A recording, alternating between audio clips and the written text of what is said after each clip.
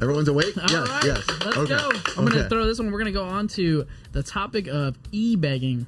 It's funny, if you asked or said this word like 7 years ago on YouTube, it's like it was like a controversial thing to talk about. For anyone who doesn't know, e-begging, it's a hard thing to define, but it's basically, and there's like subgenres of people on the internet who are like super angry even by that word, and there's people who defend it, and there's people somewhere in the middle. It's basically people who ask for money. It got popularized on YouTube when collectors or gamers would say like, hey, I'm going through something, whether it's for a project, whether it's just they're going through hard times, whether it's anything, but asking your audience for money.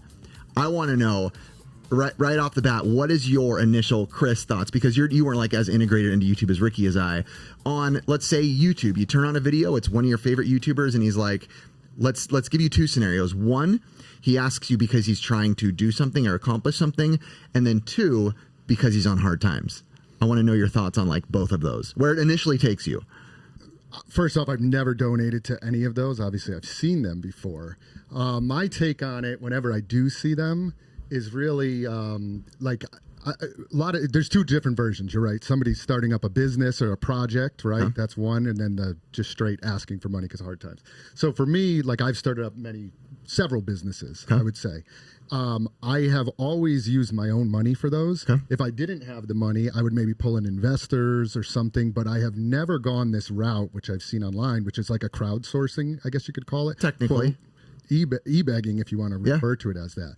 But for me, I just never really liked that concept of kind of asking for money like that. I always felt it was appropriate for me as a business owner starting up a business that, okay, this is my hard-earned money that I'm going to take the risk and put my money on the line for this versus taking a bunch of money from a bunch of other different people and saying, well, where's the risk then? This wasn't even your money. Yeah. So I've never particularly been a fan of that. Okay, yeah. So before you go on, I think like the word for me, e-begging, is like its own thing. It's not like, it doesn't feel like a Kickstarter or a project launch to build something. But when you say e-begging, it's like there is no return on investment for you, right? E-begging feels like just like, I want money because I want money. And I'll say the biggest critique that gamers get, I'll ask Ricky what his thought is, the biggest critique, and I'll say gamers in particular, or gaming YouTube, is, and I'm not going to call out names just because whatever, but there's people who will ask for money, right? And I'm on hard times, they're crying, whatever it may be. But, and it'd be a good question to ask Ricky because he's got a lot of stuff. These people, you've never done it, but these people have a wall behind them of probably $50,000 to $100,000 in video games, right? And they're asking, I need money, I need it for this, I need that. And maybe you do, but at what point do they need to be like, before I ask my audience or anybody really, or family or friends, probably shouldn't be doing it on a wall of value. It's like literally me asking for money with $100,000 cash behind me. What do you think of those? I think that's, to me, it's BS. Not BS, but like, dude, we've fallen on hard times. I've fallen a lot of hard times. You remember my game room, how crazy it was? I used to have crazy Nintendo stuff. And when every single time, because my job was, I had a bizarre job where like we'd have work and then it'd go away. So I'd be unemployed for like months at a time. So what happened? Did I ask people for money? Heck no. I pulled up my pants, was a man, and be like, all right, I got to sell this stuff to keep my family going. You know how much stuff I got rid of because I remember. I was bummed out, but at the same time, it's like, dude, you got to do it. You did what you had to do. Did what I had to do. Yeah, and I think that's smart. And funny enough, interesting little throwout right here. Gerard from The Completionist bought a bunch of stuff from you. And speaking of Gerard, he'll be on the next podcast. Yeah. Ricky, nice lead up to that segue that he didn't even know was coming. Ricky threw me a perfect pitch and he didn't even know. I was like, oh, is he doing this? And he doesn't even know. But yeah, I remember that moment of you doing that. And, you know, there is a definite level of respect for that, right? It's your own personal thing. I think there is a big difference of asking for money on the internet to like your fans or even friends or whatever, when it's something that is not even necessarily saying they'll get something in return, but yes, of course, that makes sense as well. I'm starting a game or creating my own video game and they want help. Yeah. But I'm also talking about like, which I've done and I've considered it nothing but a blessing, is like when Chloe got cancer. Yes. And we raised, I think, $30,000 for our friend's daughter. my niece, Piper, who got diabetes. And these people aren't getting anything in return, but people are more than happy to give to something where they know they're doing something for a greater good. She had type 1 diabetes at 3 years old, I think it was, and we raised like 10 grand for her. Which I would be all for that. Yeah, I mean, helping people out is huge. That's I mean, different. I would gladly donate to a cause if it's going to a good cause like that. Okay. What I was referring to more is like the business aspect. Totally. I agree with that. From a business perspective, but that's kind of referring to like all of like Kickstarter and all of those. You are getting something in return, but it's just never been my model. Like I would borrow money from people maybe where you're paying them back, you know, potentially, or you're borrowing money from a bank. Yeah. But when you're just like on those Kickstarters, to me, it's always just like, and you see the amount of money that's raised, it's usually way more than even was needed for the project. And I just have never been a big fan of that. Got it. Myself And I personally. will go on record saying, like, I'm not even hating on people that do it necessarily. Like, it's not for me, but I will say that it's never like, it's never forced on someone, right? Like, no one's walking to your house and saying, give me money now or I'll kill you. It's, you know, yeah, some YouTubers do ask their fans for money for certain things. Is it my style? No. Do I think it's wrong morally? Not really. But it's America, at least where we are. They have the freedom to do it if they want to do it, and people can donate if they want.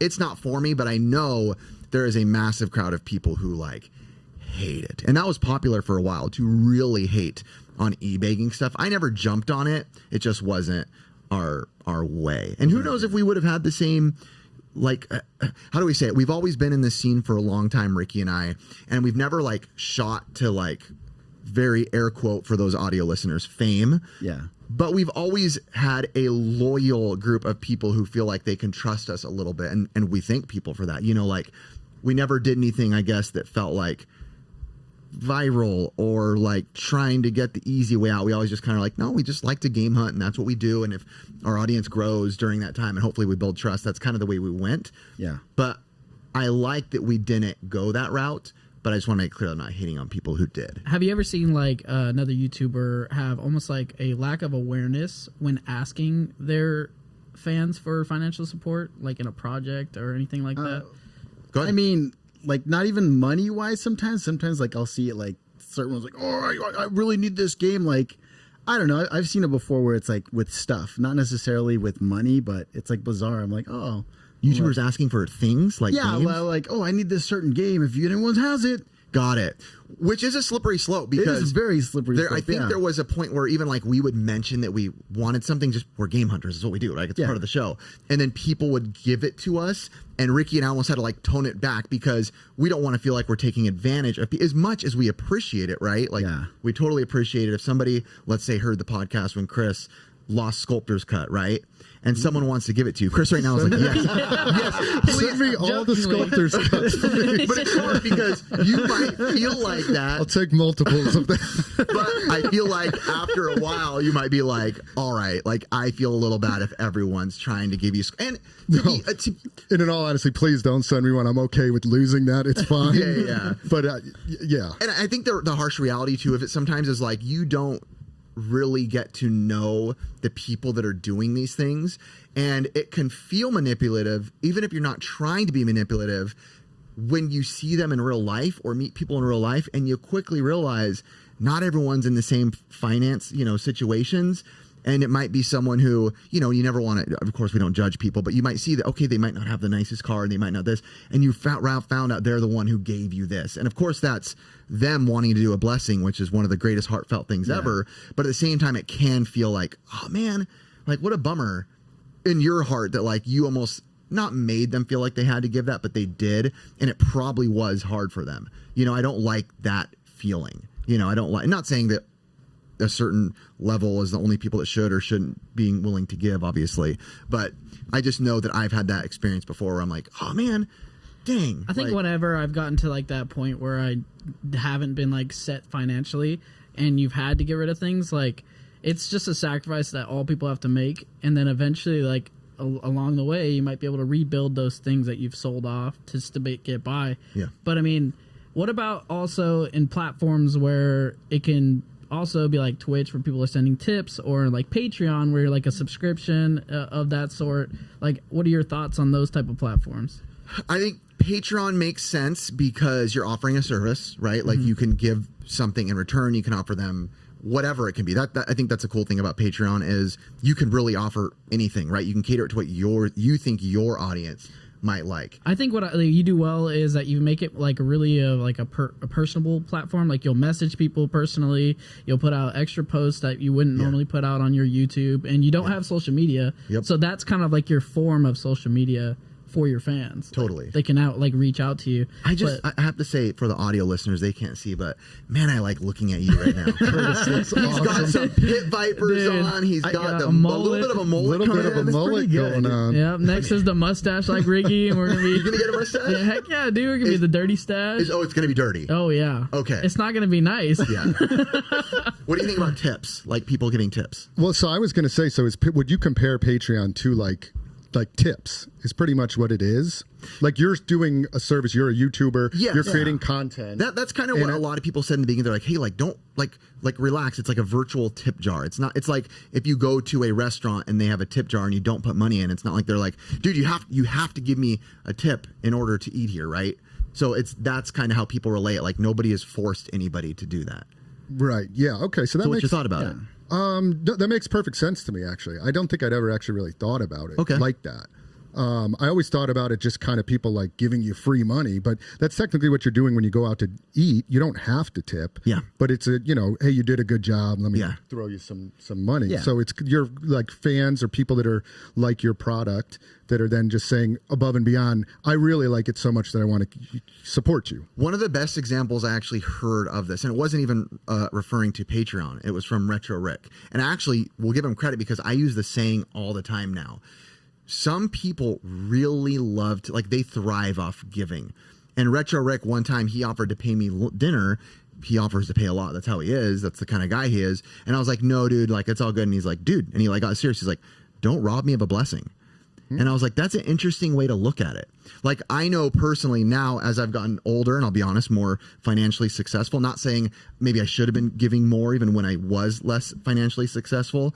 But even now that I truly do find joy in doing that. Like, it makes my day to just be like, yeah, here you go. And like, keep it quiet. Just like, thank you. You know, it's a little side thing. And I feel like there's so much power in knowing that sometimes you're robbing someone of a blessing. You know, if they don't do it, like me as a dad, we can speak. Yeah. Truthfully, I thought my parents were lying and insane when they would say, we don't care about gifts. I want to see you get gifts. That blesses me. I'm like, bold, no way. Now that I'm a dad, I'm like, I literally don't care what I get. I don't need anything. Me neither. My joy is giving you a gift. So I can understand why some people feel like they love that feeling of like, I want to support that guy. That's the hardest thing for me is accepting gifts from other people because I'm just not used to awkward. it. I'm like, I find it hard to accept stuff too, but I also that's why I don't give you anything. Like through my just to be clear, once in a while I would like a gift. All right, man. But like through my store, I feel like I have so much stuff, and it's just stuff. And every once in a while, I'll get a good friend that'll be like, "Hey, I want to get like a system, for my kid or something like that," and they'll be like, "Oh, could I get a Switch?" And I'm like, just have it. Yeah. Like, just take it. And they're like, no, I want to pay you for it. And I'm like, honestly, just take it. And I'm like, I would rather just give it to you. I know it's going to a good cause or a good home. You're going to give it to your kid. And it makes me feel good. Exactly. Yeah. And I know you weren't trying to shoot me a lob to something to say or toot your own horn, but I've seen you do that at your store. I've seen you do it to my son. I've seen you do it to my son's friends. And you may not think that has a big effect because you're not there when my kids are outside and I can hear them talking like, dude, it was so cool. I was at the store. This video game owner that is almost as handsome as my dad came out.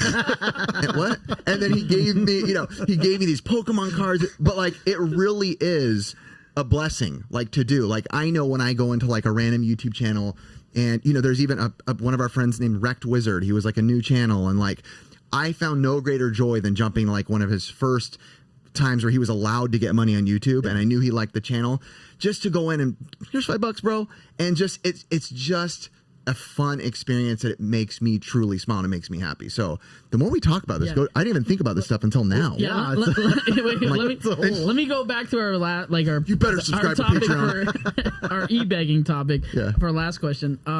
When you know that like the YouTuber isn't like financially set, they're not very large in the space, and they have like a life-changing disaster happen, do you feel that like that could be appropriate for them to ask for help? Like if their house gets like kind of destroyed through a flood, or I know people like that, and I truthfully don't think it's ever wrong to ask, right? Like you may not agree with it morally on some levels, you may or may not, but I don't find that it's ever wrong of someone to ask. Like if they want to ask, they can. I've seen people ask, let me be honest, I've seen people ask for much more dumb situations than that. You know, we've seen it all. We've been on YouTube forever. We've seen people ask for the weirdest reasons and life-threatening reasons. You know, I think that really isn't more of like a personal thing if you feel like it's wrong in your heart. I guess in your heart, if you feel like uncomfortable at it, it's what I tell my kids. If you're asking me, that means you're uncomfortable at it, so it's probably not a good idea. What about you, Ricky? I'm good. Silent Ricky. Yo, this is what happens. See, wait. That's for all you who come to me in the SWAT meet and go, let Ricky talk more. And I try to let Ricky talk more, and I look at him like this when the camera's on him, and he's like, don't ask, bro. Don't throw it to me. I got nothing. Baby. I got nothing. Don't go to me. We literally went through the whole thing. I'm like, what do I say now? I'm like, what do I say?